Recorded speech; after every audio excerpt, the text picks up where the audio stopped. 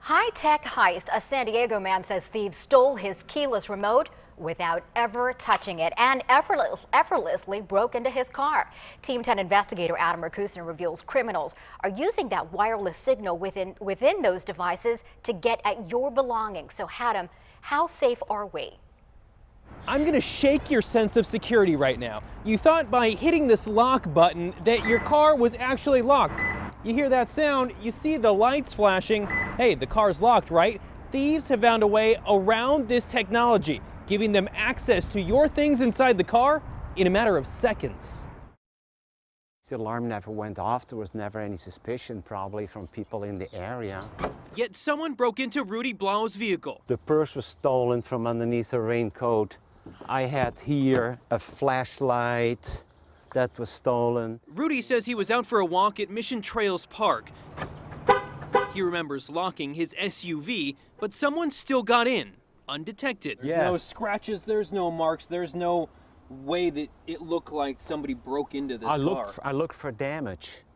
There was absolutely no damage. That means the car was just opened up.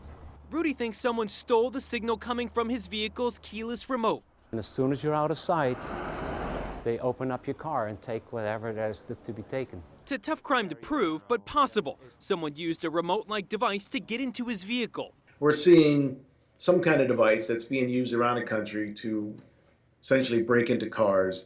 The National Insurance Crime Bureau put out a warning to consumers. Thieves have found a way to partially outwit the technology, and it doesn't discriminate by manufacturer. They are all susceptible to some degree to this kind of a break-in. Cars have just been rifled through where neighbors have felt that they have locked the car prior. 10 News found similar types of stories in several cities across the country. People breaking into vehicles almost undetected.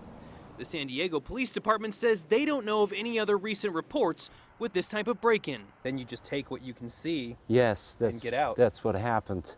Rudy says he no longer uses his remote. He hopes people will be cautious when in public places. We have to be totally alert and totally thinking about it.